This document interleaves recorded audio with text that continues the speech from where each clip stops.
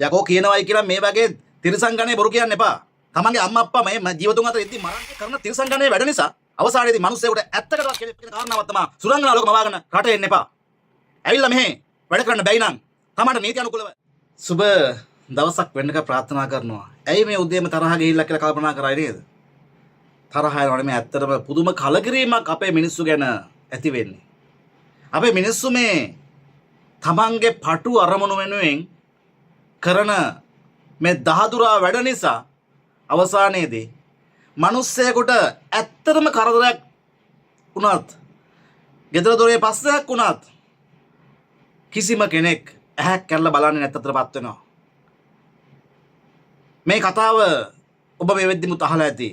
මේක සර්පන් මල්ලි ඊයේ දවසේ ඔහුගේ YouTube නාලිකාවේ පළ කරා. මේ සර්පන් මල්ලි මොන දුන්න අත්දැකීමක්. ඉතින් එක ලාංකීය කාන්තාවක් ඇවිල්ලා මාස 5යි මාර තිරසංගණේ බොරුවක් කරනවා. ඇවිල්ලා මාස 5කින්. මොකද්ද? ලංකාවට යන්න උවමනාව නිසා තමන්ගේ දරුවෝ දාලා එන්නේ තමන්ගේ අම්මා තාත්තා ළඟ කියලා කියනවා. ඒ අම්මා තාත්තා දරුවෝ දෙන්න පාසල් දාලා එනකොට ක්‍රියාවටට ලක් වෙලා අම්මා තාත්තා දෙන්නම මියදිලා මේ වෙද්දි මෝචරියේ මිනිහ දෙක තියෙනවා. තමන්ගේ ස්වාමියාත් මේ වෙද්දින් පිටරට ගිහිල්ලා තමන් එක්කම මල්ලිත් රට ගිහිල්ලා ගෙදර කවුරුවත් නැහැ. දරුවෝ දෙන්න බලා ගන්න කවුරුකුත් නැහැ. අල්ලපොක දෙන්න දරුවෝ බලා ගන්නේ. දැන් මෙයාට යන්න ඕනේ කියලා ගෙදර ඉල්ලීම කරනවා. මෙන්න මේ පණවිඩය මේ විදිහට සර්පන් මල්ලට එනවා. අහන්න කතාව. අනේ පොඩි උදව්වක් කරන්නකෝ. මේ අහන්නකෝ. මේ අපේ ගෙදර නාගි කෙනෙක් ඇවිදිනනේ අපේ කෙල්ලට දැන් ඇවිල්ලා මාස 5යි. මාතා ඒජන්සියෙන් ආවේ. දැන් ඒ ගෑනිට කතා කරුවා. මෙයාගේ අම්මයි තාත්තයි දෙන්නම දැන් ඇක්සිඩන්ට් වෙලා. හරිද? ඉතින් ඒ ළමයි දෙන්නෙක් ඉන්නවා. එයාගේ මහත්තයා රට ගිහිල්ලා. ඉතින් දැන් කවුරුවත් නැහැ ළමයි දෙන්න බාර ගන්නවත්. හරිද? දැන් මෙයාට කියලා නෑ දෙන්නම මැරිලා කියලා. දෙන්නම එතනම මැරිලාලු ඇක්සිඩන්ට් වෙලා. ඉතින් දැන් මාතා ඒජන්සියට මේ බාබා කතා කරලා මේක ඉඳගෙන කියනවා ලංකාවේ ඒජන්සියෙන් කතා කරලා මෙයා යවන්න. ඒගොල්ලෝ කරන්නේ බිස්නස් එකක් කියලා ඉතින් කියනවා මේ ගෑණි. ඉතින් මම දන්නේ නැහැ ඉතින් මොකද්ද කරන්න කියලා. පුළුවන් නම් ලංකාවේ ඒජන්සිය මේ එම්බසි එකේ නම්බරේ එවනවද? මේ ඔය නංගිගේ පාස්පෝර්ට් එකයි ඒ ආපු මාතා ඒජන්සිය මේ එකයි. හරිද? දැන් මෙයාට මේ මොනවා කරයි දන්නේ නැහැ. දැන් ළමයි දෙන්න බාර ගන්න කෙනෙක් නැහැ. ඊට අපන් මිනි දෙක බාර ගන්න කෙනෙක් නැහැ. ළමයි දෙන්න එතන අනාථ වෙලා දැන් ළමයි දෙන්න පන්තියට ගිහින් දාලා එනකොට තමයි මේ දෙන්න ඇක්සිඩන්ට් වෙලා තියෙන්නේ. තාත්තයි අම්මයි. දැන් මේගොල්ලෝ ඉන්නේ කුලියට. ඉතින් අර ඒ ගේ ළඟ අක්කම අපිට කතා කරුවා. කතා කරලා කිව්වා ළමයි දෙන්න එයා ගෙදර එක්ක ඇවිත් තියෙනවා. දැන් අම්මයි තාත්තයි නැති වෙලා. දැන් මේ ළමයා යවන්නේ පෑමල්ලියේ ටිකට් හදලා. නේද? මාතා ඒජන්සියෙන් ඇයි එහෙම කියන්නේ? ටක් ගාලා ටිකට් හදලා ළමයි දෙන්න. දැන් ළමයි දෙන්න ෂොක් වෙලා. මහත්තයා රට මල්ලිත් රට මේ ළමයා ඇවිල්ලා රතියක් ගියේ අර මනුස්සයට ටිකට් ආව යන්න. දැන් මෙයා මෙහෙට ඇවිල්ලා මාස 5යි. ලබන මාසෙට මාස 6යි. අනේ මල්ලි මොකක් හරි බලලා උදව්වක් කරන්නනේ මේ ළමයාට. ළමයි දෙන්නෙක් ඉන්නවා. මේ මොන්නු දෙන්නෙක් නේ. ඒ ඉඳනේ මල්ලි ප්ලීස් පොඩ්ඩක් බලන්නනේ කතා කරලා. ආදිසියා ගෙම්මන්න මඩම්. මේගොල්ලන්ගේ මෙයා බැඳලා ඉන්නේ එයාගේ මහත්තයාගේ අයියා යවලලු හොස්පිටල් එකට. ඉතින් ඒගොල්ලෝ එතනලු ඉන්නේ. දැන් හෙට උදේ මොකක් හරි කරලා අපි දැන් ඒ ටික ගෙන්නනවා. හරිද? දැන් මෙයා අපේ අනිත් නංගි නිශානි නංගි ඉන්නවනේ. එයා ගිහින් කිව්වලු ප්ලීස් මාමා මෙයා යවන්න කියලා. එයා ඉඳගෙන කියනවලු ඒජන්සියෙන් මෙයා කිව්වලු මාස 2කින් ගිහිල්ලා එන්නම් කියලා.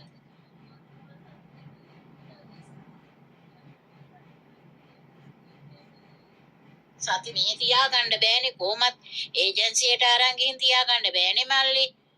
එයා මෙයා කොහොමත් යවන්න එපා. අපි දැන් මෙයාට පැහැදිලි කරලා කිව්වා. දැන් මේක කලන්තේ දාලා වැටෙනවා. ඉතින් අපි මොනවා කරන්නද මල්ලියෝ? දැන් අද දවසේ ඉවසන්න කියලා මම නම් කිව්වා. ඉතින් දැන් හෙට එයා දැන් නංගි නිශානි නංගි එක කතා කරුවලු මෙයාගේ මහත්තයා. කතා කරලා කිව්වලු අයියා දැන් ඉස්පිරිතාලේ ඉන්නේ කියලා. ඉතින් දැන් හෙට උදේ වෙනකල් මං නංගිට ඉන්න කිව්වේ ඒකයි. මෙයා සති දෙකකින් ගිහින් එන්නම් කියලා ඉල්ලුවලු. ඒත් මේකේ මේ කෑ ගැහුවලු. බලමුකෝ දැන් මොකද්ද වෙන්නේ කියලා හෙට උදේ අපි මල්ලියේ බලන්නකො පොඩ්ඩක් කවුරු හරි නිවුස් එකකවත් උක දාලා තියෙනවද කියලා. දැන් ඒගොල්ලෝ තවම ඉස්පිරිතාලෙලු. බලමුකෝ. දැන් අපිත් මේ බලනවා. දරුවා කරාම මේ ළමයාගේ විනී දෙකක් දෙවලා මේ ඒ ඔය එකක ඉන්නවා එක බීලා ඔය ඒවලා තියෙන ෆොටෝ දෙක අනේ මල්ලිය පුළුවන් නම් උදව්වක් මේ කෙල්ල දැන් ඒජන්සියට ගෙනින් දාන්න හදන්නේමු. දැන් අද මෙයාලා දැන් මේ විදිහට මේ මැසේජ් ටික මෙහෙම ගලාගෙන එනවා සර්පා මාලේට. දැන් සර්පානුත් ඉතින් අනේ ඉතින් බොක්කකට ඔක්කොම ටික උණු වෙලා දලබඩ ගාලා මේ ඒජන්සි වලටයි එම්බසි වලටයි කතා කරලා මේකට මොකද මෙහෙම හදිස්සියක් වුණාම ඇත්තටම නීති රාමුව තුලම පැහැදිලි යවන්න අවශ්‍ය කාරණා ටික තියෙනවා. හැබැයි ඒක සත්‍ය වෙන්න ඕනේ. ඒක තහවුරු කරන්න ඕනේ. ලංකාවේ ග්‍රාම සේවක හරහා පොලිසිය හරහා තහවුරු කිරීමක් කරගත්තාම ඒජන්සිය පැහැදිලිවම මේ විදේශ සේවා කාර්යාලය වලට නැත්නම් එම්බසි වලට ඒ පැනුමිලි හරියට දීලා ඒගොල්ලෝ ඒ නීත්‍යානුකූල ක්‍රමයේ ඔස්සේ ඒ කෙනාට යන්න වටපිටාව නිර්මාණය කරනවා. හැබැයි පැහැදිලිව මරණයක්ද ඒ වෙන හදිසිය ගැටලුව පැහැදිලිවම ඔප්පු කරන්න පුළුවන් දෙයක් වෙන්න ඕනේ. ඉතින් ඒක නිසා සර්පා මල්ලි මේ කාරණාවට මැදිහත් වෙලා ඒකට අදාළ එම්බසි නිලධාරීන් මැදිහත් කරගෙන වැඩේට බැහැලා තියෙනවා. හරිද? ඉතින් ඒ කතන්දරෙත් පැහැදිලිව මෙන්න මේ විදිහට තියෙනවා. ඒ කියන්නේ මාතා ඒජන්සිය මෙහෙම හැබැයි මාතා ඒජන්සිය කලබල වෙන්නේ නැහැ. ඒජන්සි කියලා කියන්නේ මේ වෙද්දින් මේ මිනිස්සුන්ට මේ වගේ සිදුවීම් ඉහේ කෙස් ගන්න සිදුවලානේ තියෙන්නේ. දැන් ඒ හින්දා මිනිස්සු දන්නවා හොන්දට තැම්බිලා ඉන්නේ. ඉතින් ඔන්න ඒ නිසා ඒගොල්ලෝ මෙහෙම තමයි කියන්නේ. කිසිම දෙයක් දන්නේ නේ. මෙයා කතා කරන විදිය ඕනේ. අඬනවා හොන්දටම අඬනවා. කලන්තාලා වැටෙනවා. මම එහෙම කියලා ඒක එතන අසාගන්නේ නැහැ. මම කියන්න දන්නේ නැහැ. මොකද එයාලගේ තීරණයක් කියනවනේ මෙහෙම කරන්න මෙහෙම මොකද එයාලා තමයි වියදම් කරන වලේ වෙලා තියෙන්නේ. හරිද? තමයි එම්බසි ඒ කියන්නේ ඒජන්සියට ගිහින් දාන නිසා මම තවත් බයයි. ඒ කියන්නේ මට කාස් කවුරුත් නැහැ නේද කොට. කිසිම කෙනෙක් කියන්න අහන්න කෙනෙක්වත් නැහැ. මමනේ මෙතන ඉන්නේ මට තනි තීරණයක් ගන්න බෑනේ. අපි වදන්නවනේ. අපි තනි කෙනෙක් නෙවෙයි. අපි ගෲප් එකක් ඉන්නේ. ඉන්න අපි සේරමත් එක්ක කතා කරලා තමයි මොකද කරන්න කියලා බලන්නේ. ඒක ලංකාවේ ඒජන්සිය කතා කරයි. මොනවද විසඳුමක් වෙන්නේ මිසෙත් කොට ඒ කියන්නේ මම ඒකෙන් තව තැනකට තායි කතා කරලා ඔය විස්තර කියන්නේ මොකද වෙලා තියෙන්නේ කොහොමද වෙන්නේ මොනවද වෙන්නේ කියලා මේ මිනිස්සු කතා කරා ඒකට. හරිද? නවර මම මෙසේජ් එක උදේට කතා කරා කියලා මම පරිදි සේරම දීලා තියෙන්නේ දන්නවා. හරිද? අපිට එකපාරටම ටිකට් උදේම ගන්න අනිවාර්ය ඔය උදේම කියන්නේ ෆෝන් එක ඔන්ලයින් ඉන්න 6 වෙද්දී එයාලා ගන්න. අපිට කරන්න තියෙන ඉතින් එයාලා දෙන උත්තරේ මොකක්ද කියලා බලලා අපිට කියන එක. ඔහොම සිද්ධ වෙනවා. ඊට පස්සේ දැන් එම්බසිය ගානට මේ වැඩේට එම්බසිය සහ ඒජන්සිය මේවා නිකන් එකපාරට මේ හිතුමතේට යවන්න බෑනේ. ඉතින් ඊට පස්සේ මේවා හොයනවා. පොලිසියට කතා කරලා හොයනවා. හොයාගත්තාම තමයි වැඩේ මාට්ටු වෙන්නේ. හරිද? මෙයා හිතන්නේ නැතුව එච්චර වැඩක් කරායි මිනිස්සු ශනිකව යවයි කියලා හිතන්නේ නැති. ඔන්න ඊළඟට අර සහෝදරියම මේ විදිහට මැසේජ් එක එවනවා. අපිත් අහුණා කියන්නේ අහුවෙල්ල නම් මේ පර ගෑනිට නම් කියලා වැඩක් නෑ අනේ මල්ලියෝ කියලා වැඩක් නෑ. ඉතින් ඔයාට කොහොමද හොඳින්ද මේ වගේ පට්ට ගෑනුන්ටනේ අපි රැවටෙන්නේ මල්ලියෝ. මට තමයි කියන්නේ අනුන්ගේ රෙද්දවල උස්සන් එන්න එපා. හරි විදිහට බලලා හොයල්පල්ලා. දුකලා ඉවර ගන්න බෑ මේ පට්ට ගෑනු බොරු කරන හැටි. මුන්ට මදන කුලප්පුව තියෙනවා නම් මල්ලිය ලංකාවට වෙලා ඉන්න ඕනේ. අර අම්මා තාත්තා අමුවේ මැරුවා. අපි මල්ලියේ වෙහෙන්න මේ නංගි ඉන්නවනේ අනිත් එයා පොලිසියට කතා කරලා ආපුවාම පට්ටපල් බොරුවක්. අර සුද්ධි කියන ගෑණිත් දැන් ෆෝන් උස්සන්නේවත් නෑ මල්ලියේ. දැන් මේකේ ඒජන්සියේ ඉන්නවා. මේගොල්ල කිව්වා එපාම කියලා මේ වගේ සක්කිලි වැඩ මේ Google එකෙන් ෆොටෝ අරන් තියෙන්නේ මල්ලියෝ. අපිත් මේ වගේ ගෑනුන්ට අහු වෙනවනේ මේ කපටි ගෑනුන්ට මේ බොරු කියන ගෑනුන්ට ලැජ්ජායේ බෑ. ඔයාට කියන්නත් අපිට ලැජ්ජයි මල්ලියේ. අපි තුනේ ඇත්තයි පොඩි උන් දෙන්නෙක් ඉන්නවනේ මේක ඇත්තමයි. අම්මයි තාත්තයි කිව්වහම ඉතින් අපිත් හිතනවනේ අනේ පව් කියලා. මුන්ට පව් කියනවා නම් අඩුවලිගේ කරගෙන ගහන්න ඕනේ මල්ලියේ. සක්කිලි ගෑණියක් මල්ලියේ. ඔයා දන්නේ මේකේ රංගාපු රැඟිල්ලක්. දැන් ඒජන්සියට වෙලා කියනවා ඒජන්සියේ මිනිස්සයා කතා කරුවා මේකේ රංගලා තියෙන්නේ ඔයාලට අහුකොල්ලා ඔයාලගේ විශ්වාසය කඩලා ඇවිත් තියෙන්නේ මේ ඒජන්සියටත් කියලා. දැන් කියනවා අනේ මාමා බබා ගෙදර කියන්නේ කියලා අඬනවලු. මං කිව්වා මඩුවලිගයක් කරගෙන මං ගහන්නේ මේ දොරකඩින් මෙහා පැත්තට ආවොත් අපිටත් එක්ක විල්ලියජ්ජ කරලා. 4 වරම් බොරුවක් මල්ලිය අපේ කියලා වැඩක් නැහැ. අනේ මල්ලියෝ මේවට නම් ආයෙ නම් මං නම් අහුවෙන්නේ නැහැ. සෝරි ඔයාට දාපු මැසේජ් වලටත් එක්ක. අනේ මල්ලි ඔන්න දැන් ඔන්න බලන්නකො ඉතින්. ඔන්න කතා ටික. දැන් බලන්නකො කොහොමද අපි කෙනෙකුගේ මේ හදිසියේ මේ ගැහුවා කියනවා, කෙටුවා කියනවා, කැපුවා කියනවා අපි ෆොටෝ එකක් නොබලා, වීඩියෝ එකක් නොබලා තහවුරු කරගන්න නැතුව අපිට ඒවා කිව්වට නම් පුතේ දැන් අපිත් අහුවෙන්නේ නැහැ කියන්න ඕනේ. හොඳේ අපිත් දැන් මේ ඒජන්සි වගේම හොන්දට ටෙම්පරාදු වෙලා ඉන්නේ. හරිද? හොන්දට මට්ටු වෙලා ඉන්නේ. හොන්දට පනිෂ්මන්ට් කාලා තියෙන්නේ. මේකේට එන මිනිස්සු විවිධ වූ විදිහට මිනිස්සුන් වන්දනවා. තමන්ගේ ප්‍රශ්නය වෙනුවෙන්, තමන්ගේ අවශ්‍යතාවය වෙනුවෙන් අනිත් මිනිස්සුන්ගේ ජීවිත, අනිත් මිනිස්සුන්ගේ රාජකාරී කිසිම දෙයක් තැකීමක් කරන්නේ නැහැ. දැන් බලන්න මේ කාරණාවට සර්පාන් මේකට දවසම ඔට්ටු වෙලා. එතකොට එම්බසි වල මිනිස්සු, ඒජන්සි වල මිනිස්සු. ඇයි මොකද එහෙට මෙහෙට කතා කර මේවා විසඳ ගන්න එපා. නැත්තම් පොඩ්ඩක් හරි එළියට ආවොත් මේ වගේ සිදුවීමක් ඊළඟට ඉතින් අර ඒජන්සි කාර්යයන්ගේ එම්බසිල 4 වරිකම ඉවරයිනේ.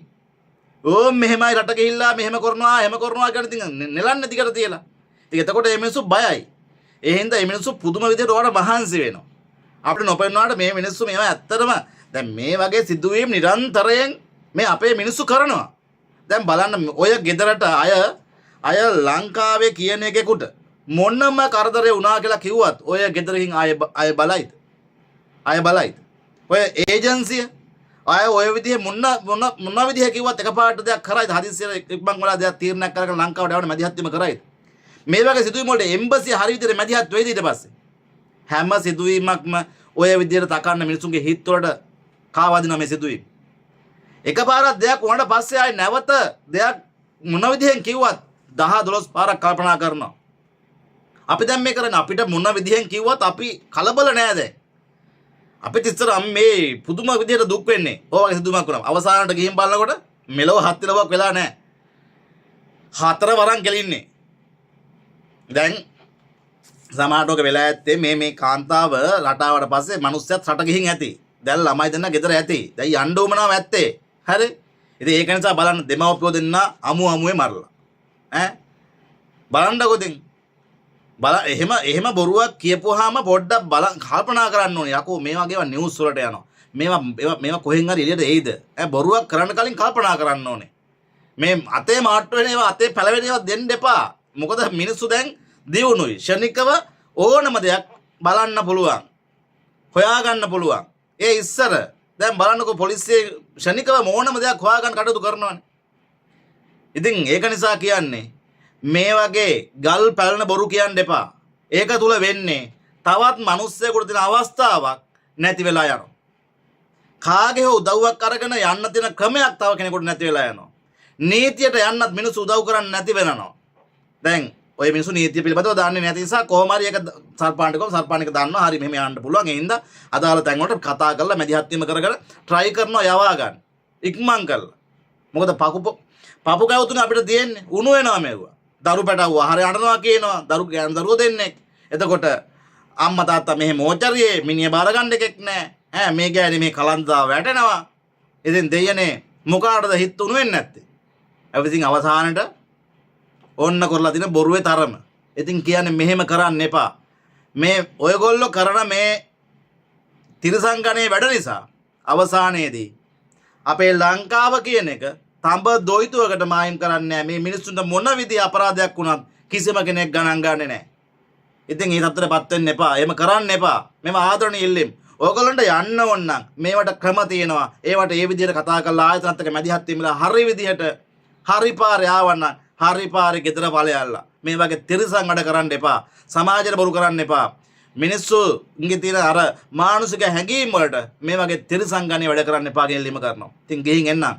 මේවා ඕගොල්ලෝ අපි හැමෝටම අත්දැකීමක් විදිහට තමයි මේ ඔබට කියන්නේ. ඔබත් තේරුම් ගන්න. සමහරට ඔබ ගාව ඉන්න අය උදවිය ඔය විදිහට කරන්න පුළුවන්. කලබල වෙන්න එපා. හොයලා බලන්න. හොයලා බලලා අදාළ තැන් වලට හරි විදිහට මැදිහත් වෙන්න ලොකු උත්සාහයක් කරන්න කිල්ලීම කරා. ඒ නැතුව කලබලයට එහෙට මෙහෙට පත්තු කරලා ගිනි තියනවා වගේ ගිනි තියලා ලෑත් වෙන්න එපා. මේවා ලැබු ගිනි වගේ හතරතේ යනවා. ඊට පස්සේ මේවා නැති ප්‍රශ්න වලට පෙරලෙනවා.